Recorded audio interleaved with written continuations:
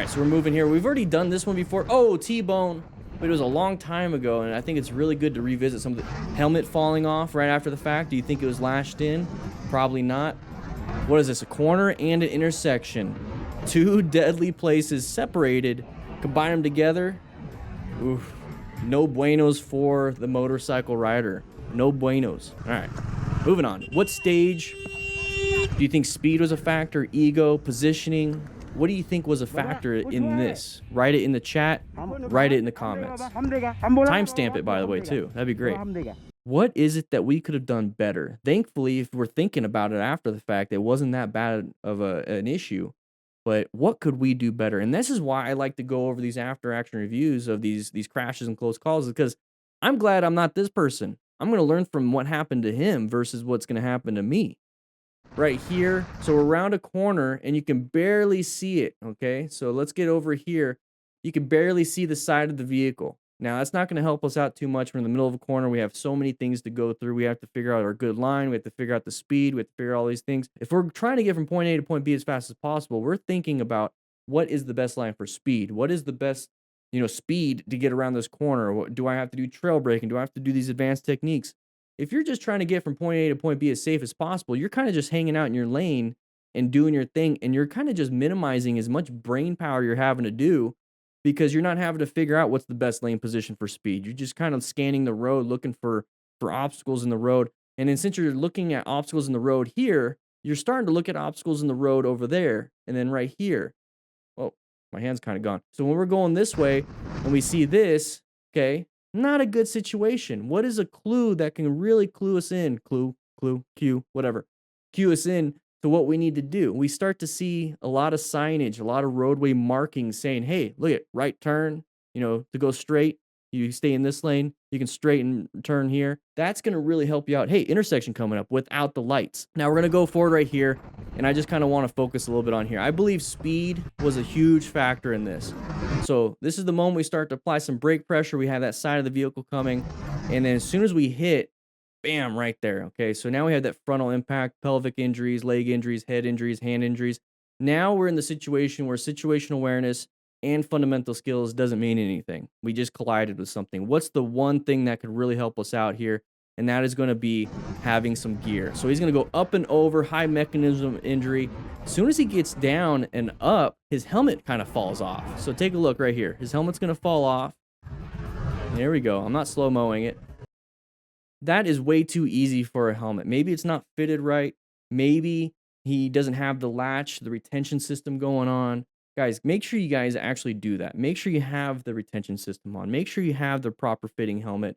Go to your local cycle gear or whatever and check it out. Wherever you can buy some gear, check it out, figure it out. There's 3 different head shapes. We talk about that all the time on Motorcycle Training Concepts. Make sure you check out that channel, by the way, or just Google or YouTube how to buy a helmet. This is from AJHD. I remember this guy. Whoa. Oh, no. All right, so we didn't get to see what happened before. Okay, so he was half asleep. Okay. We didn't see what happened prior to that. We don't know how he got himself in that situation. We can kind of see from back there. We can kind of see from that line right there. Maybe he was lane filtering. Right in the chat, what do you think that bike is? Let's see if we can get some people. There's a hint right there on the tank. Kind of want to do some detective stuff. We want to do some detective stuff. So remember, guys, what we're doing here is we're doing after-action reviews. We're going to go through the footage. We're going to figure out what happened right or wrong, whatever it is. So we can kind of see, there's that rider right there. So we're lane filtering. We got to the front. Now, this is the situation we're in. So what do you guys think? This driver right here is waiting to get into line, okay? So they're going to stay there because they can't get in. So as a rider, what are we trying to do here? Are we trying to get from point A to point B as fast as possible? It's not going to be the most beneficial thing. So right here, what I would do is probably go on the back side.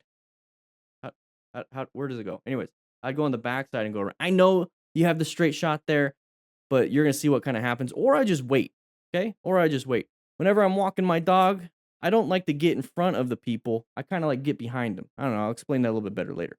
But anyways, let's go. So there's that gap that was created by this driver to allow this person in. What do you think this person was looking at? Boom. Thank you, buddy. Let me in. I'm going to go.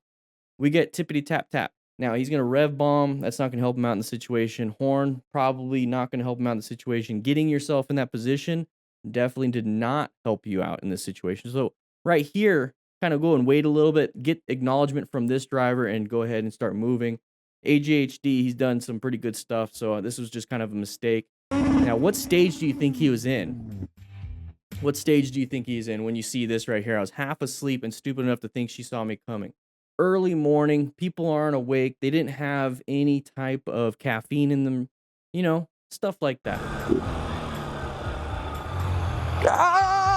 Boom, right there. Big bad bada boom. Ran the red light. So what stage? What do you think the common factor? The most common factor, or the most prevalent factor in this close call / crash / whatever? Because it's kind of a close call for this rider, but it was a crash for the other guy. What do you think it was? We're moving forward. It's a red light. It's obvious, okay? So I have a feeling this is more of a white stage issue to where the rider behind us is not paying attention. And you can kind of tell based off the fact that our motorcycle rider is like looking at the mirror, looking left. He sees that light go faster, or get closer and closer and closer and closer and closer and closer and closer.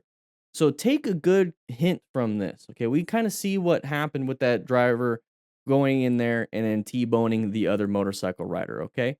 So what we see here, though, that's good. We shouldn't do that because that's bad. What we see that's good is that this motorcycle rider is doing good 360 situation awareness. Whenever you see that light moving closer and closer and closer, that means that vehicle behind you is getting closer and closer and closer. Now, when you orient yourself to the whole situation, remember, OODA loop, observe, orient, decide, and act.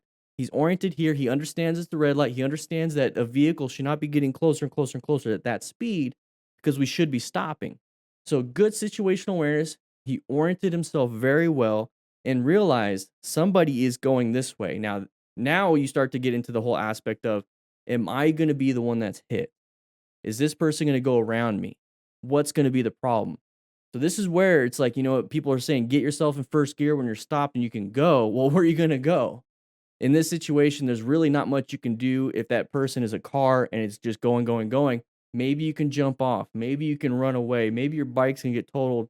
Or maybe you have enough gear that hopefully it's going to minimize or mitigate any type of injuries that you might be having. But pretty bad. Pretty bad. Dislocated shoulder, legs probably. Yeah.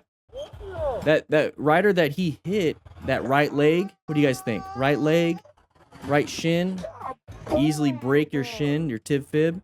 So when you see this and people are starting to walk and they're standing, that's a good sign. That's a good sign. Grab yourself a rock form case.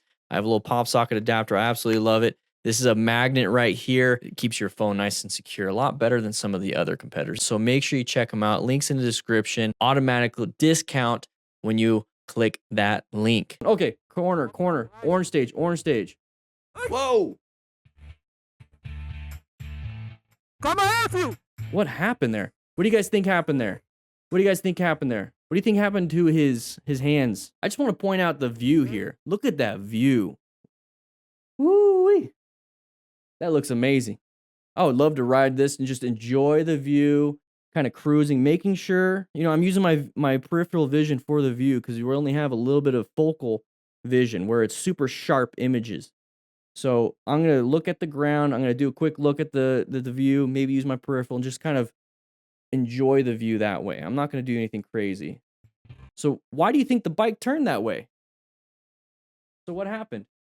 What happened right here? Why do you think the bike flipped the wrong way? And I'm seeing some people right here, front locked and scraped flesh. Ooh, woo, baby. No gloves and shorts. Write in the comments what you guys think. Braked in the turn. High side, died. No, he didn't die. Oil. So that's another thing that I see. So maybe he lost traction on this piece of oil. I mean, it could be oil. And then as soon as it grabbed traction again, because he started sliding, it maybe turned into a high side. But this is what a high side looks like. You flipped over the wrong way. Now, if it was an oil situation, you pretty much don't have control over it other than the fact that trying to dodge any discoloration in the road. Okay, so you have no control over it. But what do you have control over if you crash? Having gear on. So having a helmet, hopefully that protected his melon, but he's not protecting anything else. Okay. Now, if it was a high side because of braking in the turn, what is it that you have control over? Make sure you have better skill. Okay, go take a class.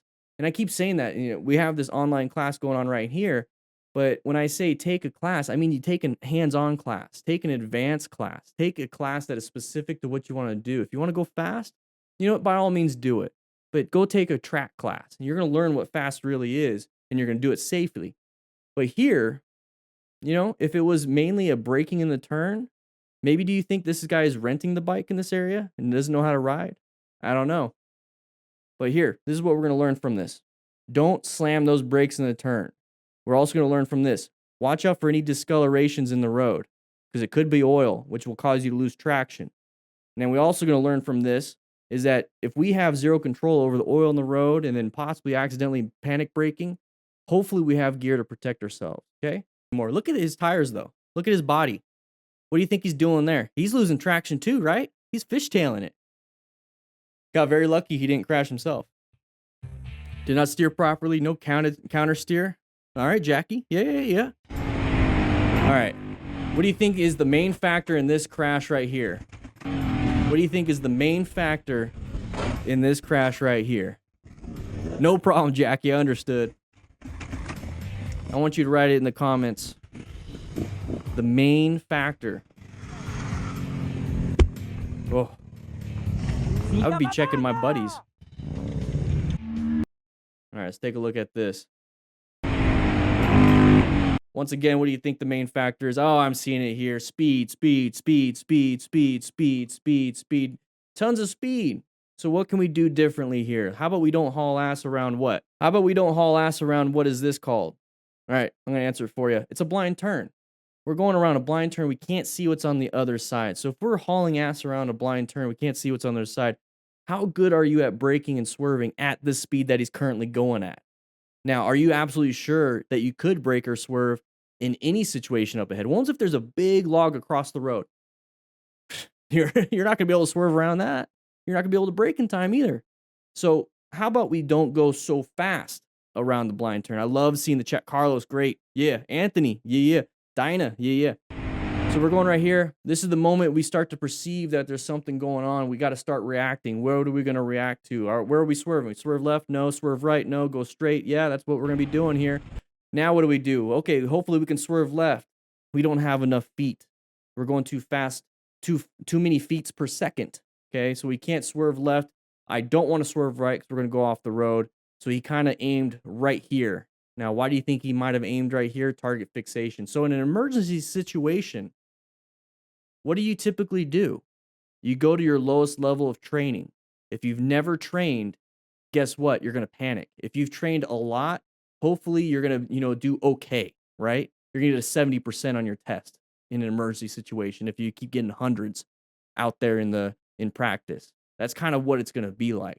I want to have 100% in practice of these crazy advanced skills and then get a 70% in real life in an emergency situation. But that 70% is advanced compared to 0 or 70% of a beginner. So I'm constantly practicing, constantly.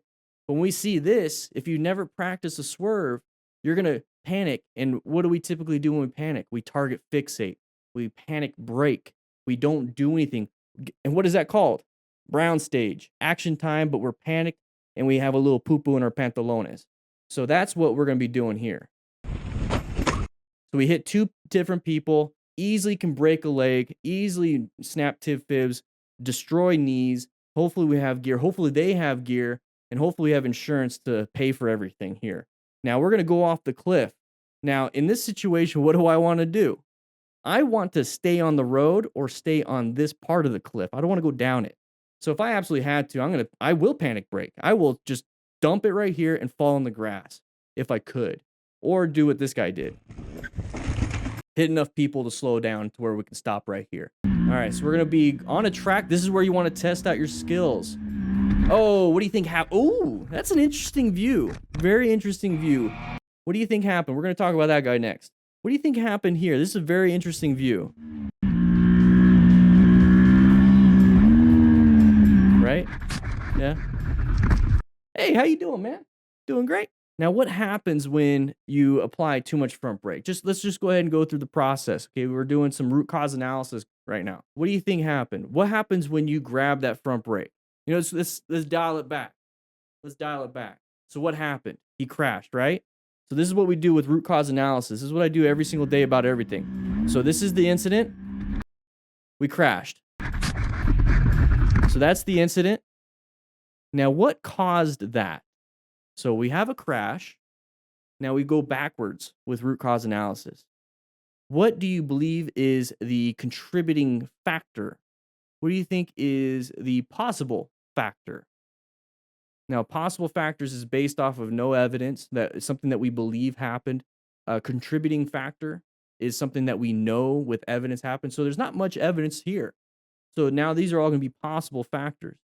So I see a lot of people saying front brake. Okay, so what happens when you give it too much front brake? What happens to that tire when you give it too much front brake too quickly? Okay, I'm going to answer this for myself, okay? If you give a tire too much front brake too quickly, it loses traction. Okay, so when you have a loss of traction on a tire on the front, what happens to that front end? Okay, now we're going back again. So now we go from crash, too much front brake possibility, loss of traction.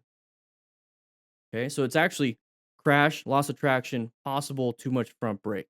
Now, how do we prevent too much front brake? Think about that. What do you guys think? What can we do to prevent a loss of traction with too much front brake? We utilize a skill called progressive braking. Now, if we don't have amazing progressive braking, what kind of technology is out there that would help out when it comes to something like this? ABS, analog brakes. Okay. So now when I start to think like that, it's like, well, I want to prevent myself from ever having a loss of traction on that front tire.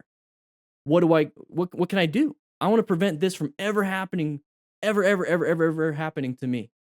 So I'm going to invest in my own skill for progressive brake pressure. Okay, that's number one. Number two, I want to make sure if I panic or have a screw up, I have technology now that can possibly save my butt. I want to make sure I ride motorcycles with ABS. Cool. Now, how? We're going to do root cause analysis. This is a great video. I love it. This is what I do every single video. I just don't say it. So now when I see that ABS and progressive brake pressure could possibly save me, what do I have to do instead of just saying I'll just do progressive brake pressure? I have to practice. I have to practice my progressive braking. And I have to make sure my bike has ABS. I have to also now make sure that my bike is in tip-top shape and my ABS is actually activated. And I have to make sure all the cables, all the electronics and everything is in good working condition. So now I go through the whole T-clocks. Now I go to a parking lot and practice my braking, my progressive braking. And then now I go into a parking lot and practice my progressive braking to where I never have to actually activate ABS. So there's one video that we see here of this person doing this and crash out on a track. I like doing it right there because that's him right there. So with one video, this one video tells me I need to practice my braking because I don't want to have this. And I also want to have a bike with ABS. That's root cause analysis in a nutshell. My first time, I've been watching your videos for a long time, so I joined. I'm a retired veteran, finally going for a ride. Rider guy, hey man, thank you for your service. And I just want you to be safe. You understand PPE and everything, risk management, so please take that from your military service into motorcycle riding and treat it as serious as making sure you have, your equipment in check and your buddies have their equipment in check. Translate some of that. Seriously, you could probably help and save somebody's life if you use some of your skills that you learned in the military to motorcycle riding. Serious. Thank you for your service. Dan, is off-road riding useful for control? So door de vlor. Yes. Off-road riding, you're going to learn a lot more about traction loss than you would about on-road riding. Because on-road, you pretty much have traction all the time until you don't. Off-road, you pretty much have no traction until you do. So you're going to learn quite a bit. So practicing off-road is actually really good, or starting off-road is really good. So having a dual sport as a beginner bike, I'm honestly going to tell you guys, dual sport bikes are the best beginner bikes. The Honda Rebel 500 300 is the best cruiser for beginners. But man, you can't go wrong with the dual sport because you can practice both and you're going to learn about all that stuff. Any tips for someone which picks up his first bike tomorrow? Take it easy. So here's the thing, your first bike, and I always say that. I say like something real quick. Hey, take it easy. Go slow. And then I kind of go into the nuance of it. So it's easy to say take it easy, but what does that mean? So for you as a new rider, it's a brand new bike, and this is for anybody that's getting on a bike they haven't been on yet. So that as a new rider, you've never been on a bike. As an experienced rider, you've been on bikes, but maybe you're going on a new bike. Figure out the friction zone first thing, okay? So if you sit on it, figure out the friction zone. Start to release it a little bit until you start to go and then pull it in. Release it a little bit, start to go, pull it in, and then get back into position. And then before you really take off, get a good feel for that brakes. Do you have to like squeeze it a little bit and then squeeze more to finally get that 10%? Or is it immediately when you touch it? Same thing with that rear tire. So get a feel for those primary controls. And we actually talked about that in the front office, the front lobby. So check out Motorcycle Training Concepts. I have a full course from motorcycle familiarization, how to mount the bike, how to find friction zone, how to find the brakes, what to do or do a straight line weave, a slow line, an offset weave, a tight turn, U-turn, figure eight, how to shift. I have it on that second channel, Motorcycle Training Concepts. It's a full-on course just to kind of get you prepped and ready. We're actually utilizing Aaron's motorcycle. He actually won that motorcycle. But the thing that I want you to do as a new rider and as any rider that is getting on a newer bike or a bike that's different than theirs, find the friction zone, find the brakes, and see if the throttle is super duper responsive or not. So that way you can kind of figure out the primary controls. Everything else should fall into place. Counter steering is the same thing across bikes. Body ergonomics are different across bikes, but basically everything is the same across bikes except for friction zone, maybe throttle control, and then braking. So double check those things first.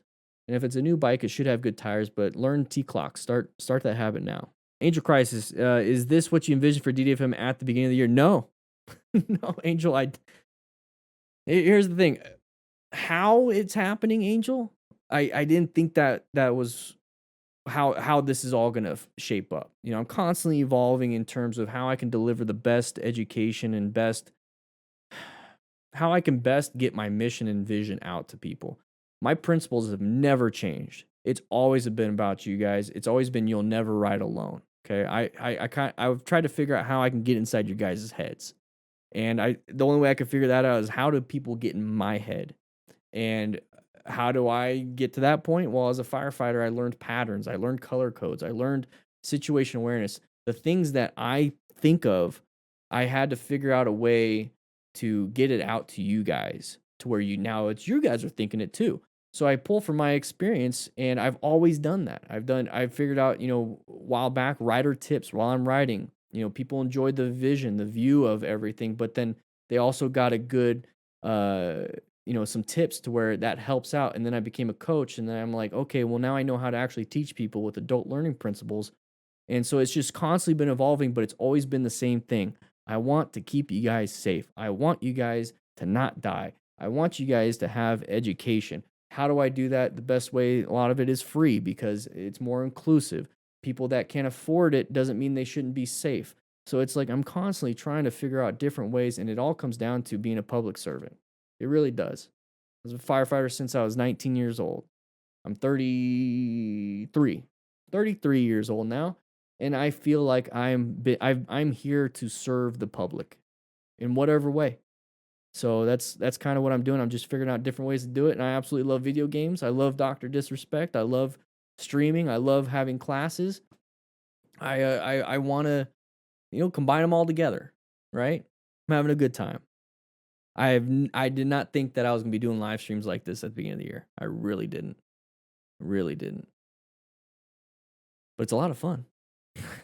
Good question, man. That's a great question. I love always reading your insights and everything, man.